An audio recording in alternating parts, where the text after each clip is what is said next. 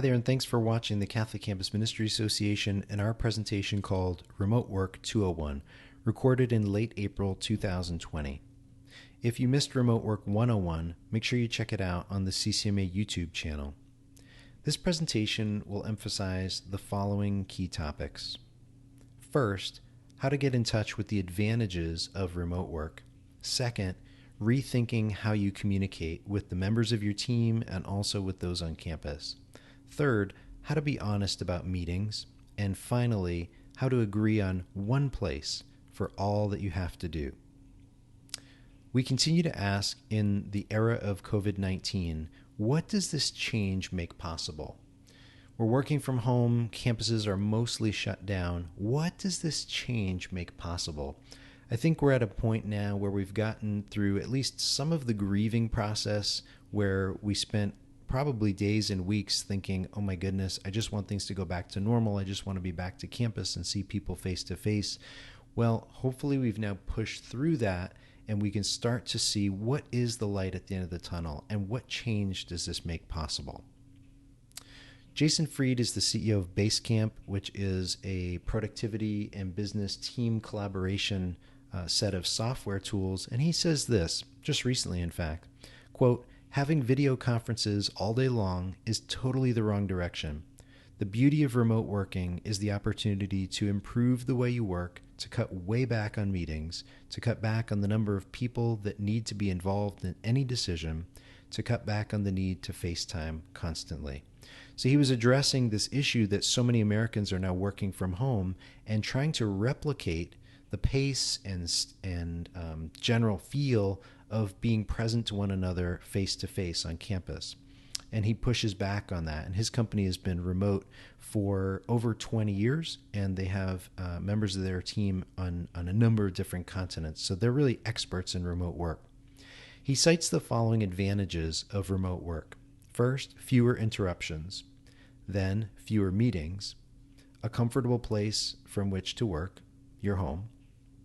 Not having a commute. If you have meetings, they have a purpose, a clear starting point, and thankfully an end time, and an appreciation for deep work. This is a concept made most famous by Georgetown professor Cal Newport in his book, Deep Work. So let's talk about rethinking the way we communicate.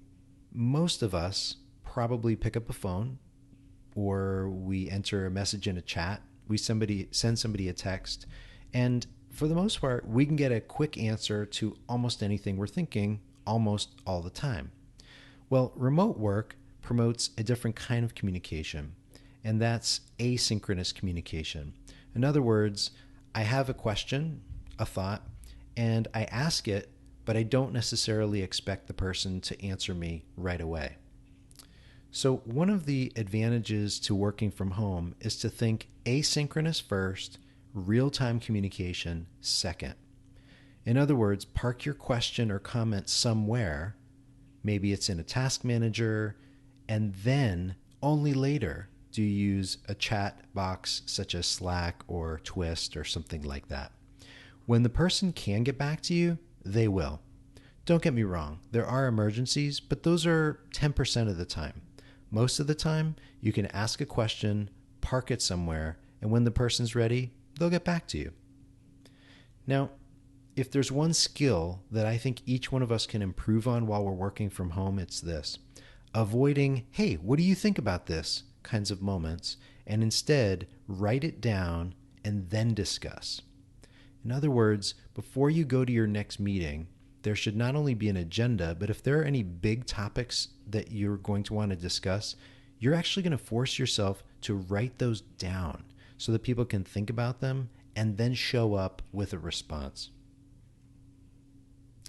All that presumes that you have a regularly scheduled one-on-one with your boss or your supervisor, and you have regularly scheduled staff or team meetings. You can't just park a comment or a question in a software and not have these regular meetings, because technology is a complement to real-time communication.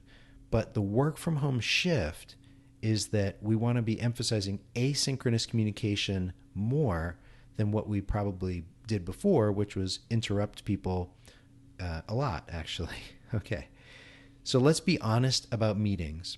Meetings are expensive. If you have 5 people in your meeting and it's an hour meeting, it's not one meeting, it's actually 5 meetings, or it's each person having that meeting at an hour. And that's actually quite expensive if you think about it, because that person's salary, whatever their hourly rate is, you've just multiplied that by 5, and that's the real cost of your meeting. Not to mention the time to schedule the meeting, the work that's generated in the meeting that has to be done and followed up afterwards. And it's really hard to count the cost and the expense of the stress that meetings typically produce in a lot of us, because most people don't like meetings. So let's be honest about meetings.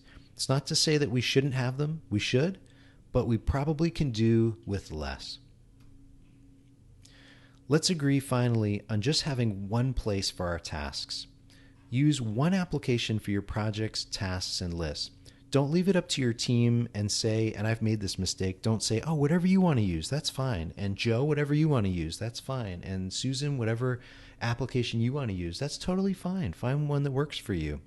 No. Agree on one.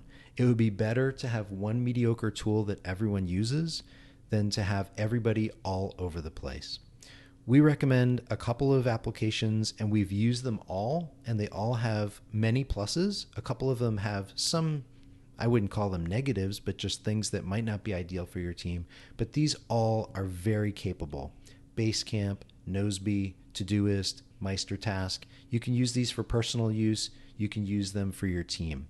The key is you can trust these applications, and they will keep your information in one place, and you'll be able to access them from different locations. That's it for this presentation of Remote Work 201. I hope it's helpful. As we continue to walk through this coronavirus quarantine stage, we're in this together. And if we can help in any way, please let us know. Our website, ccmanetwork.org, is always a great place to turn. Thank you.